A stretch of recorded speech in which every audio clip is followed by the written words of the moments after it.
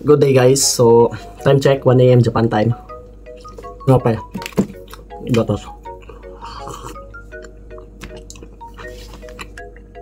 So for today's video guys, natay saguton nga pauta na kay dahil kay nag-message sa ato, nag-message si Lodi kung boss ano requirements pa Japan. So actually dahil kay requirements pa Japan good, but ang una nimong buhaton Lods is mangita ka o maghanap ka ng pinakamalapit na Japanese school dyan sa lugar nyo, yung pinakamalapit.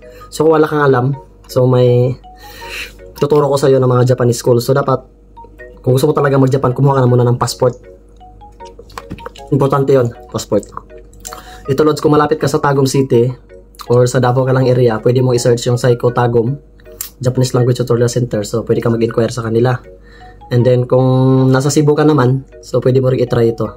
Ito kaparehas kasi ito ng apelido kay Basalo Japanese School. So pwede ka rin mag-inquire sa Basalo Japanese School. So sa Cebu ito siya.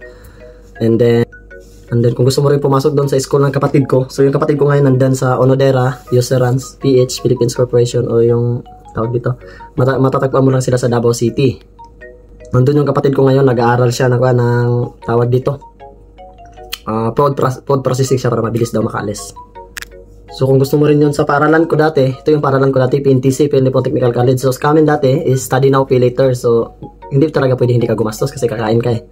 So may binayaran din kami dito sa PNTC for study now, pay later. So may agency na sila na yung direct na kami pumunta sa Japan. So ang PNTC naman pwede mo lang i-search sa online, pero yung school nila nasa Calamba kami dati, ewan ko lang ngayon na, pero i-update mo lang or mag-message ka lang sa kanila, direct message ka lang sa page nila. And then kung gusto mo rin doon sa agency na yung binalikan ko dito sa Japan, gawa ng training ako dati sa PNTC, kaya pagbalik ko dito, SSW na ako. Dito ako nag-apply sa Sincere ako nag-apply sa Davao lang. So online din ako nag-apply. And then yung agency nila, AAA, Human Advance. Pero yung school nila, itong Human Advance, itong Advanced Ability Assistance. So pwede ka rin mag-inquire dito. Pero ang address ito, medyo malayo ito. Nasa Santa Rosa ito eh, Calamba, Laguna. So medyo malayo siya. Pili ka lang dyan kung saan ang gusto mo. So pinaka-the best, mag-inquire ka muna sa pinakamalapit na Japanese school dyan sa inyo. And para malaman mo kung ano yung mga requirements. Pero yung mga basic requirements naman, passport, kailangan fit ka sa medical.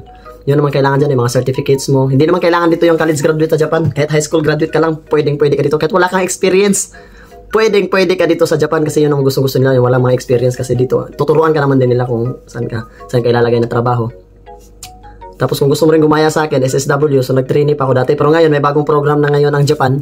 Kahit hindi ka na mag-SSW, hindi ka na dumaan ng trainee, direct ka na SSW, pero kailangan mo lang ipasa yung JLPT or JFT. Kahit N4 passer lang, kahit N4 lang, ipasa mo lang yung N4. And then, ano pa ba? Prometric. So yun lang Lods. Hope na may nakuha kang idea. Kung may karagdagang tanong ka pa, mag-message ka lang sa akin or mag-comment ka lang dito kasi re-replyan kita. Yan, kita-kits dito sa Japan Lods. God bless you.